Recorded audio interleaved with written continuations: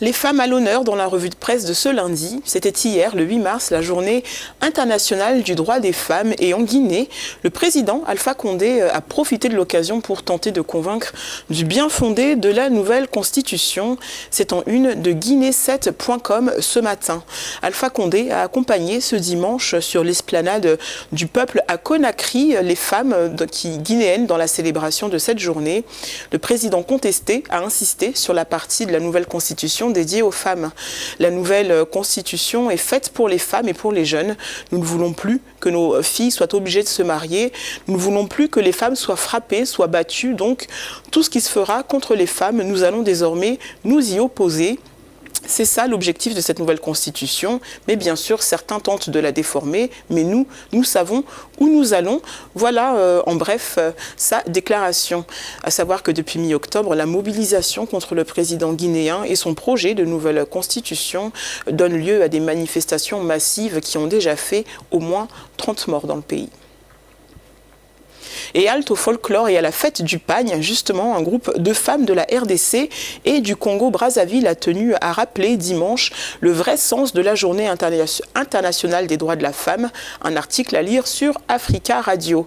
À Kinshasa, le 8 mars, et je cite, se réduit à l'exhibition du port de pagne ou à l'organisation de défilés devant des officiels qui eux-mêmes sont très peu au fait du sens du 8 mars. C'est ce que déplore le quotidien Le Potentiel. Le 8 mars n'est pas la fête du pagne, répète en écho de l'autre côté du fleuve les dépêches de Brazzaville. Les femmes devraient se retrouver pour faire le bilan de ce qui a été fait et de ce qui reste à faire au travers de conférences et de débats au lieu de se pavaner en ville et de chuter dans des bars et des boîtes de nuit. Fin de citation, c'est ce qu'affirme la présidente d'une association contre les violences faites aux femmes. Elle souligne que dans l'est de la RDC, les femmes subissent depuis 25 ans les multiples conflits armés qui ravagent l'Ituri et le Kivu. À Bunia, chef-lieu de l'Ituri, justement, plusieurs centaines de femmes ont manifesté hier pour la paix dans cette province où plus de 700 civils ont été massacrés depuis fin 2017.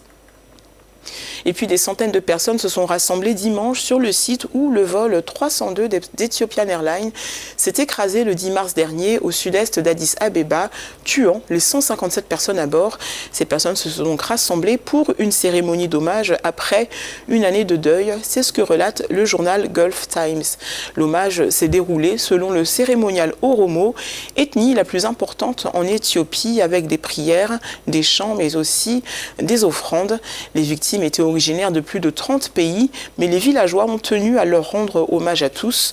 Les familles des victimes éthiopiennes ont pu assister à un service de prière à la cathédrale de la Sainte Trinité d'Addis Abeba. Les proches de victimes étrangères auront également une cérémonie privée prévue mardi sur le site de l'accident. Le vol 302, opéré par un Boeing 737 MAX à destination de Nairobi, s'était écrasé dans un champ 6 minutes à peine après son décollage le 10 mars 2019, entraînant depuis l'immobilisation au sol des modèles de 737 MAX, la pire crise de l'histoire pour l'avionneur américain Boeing.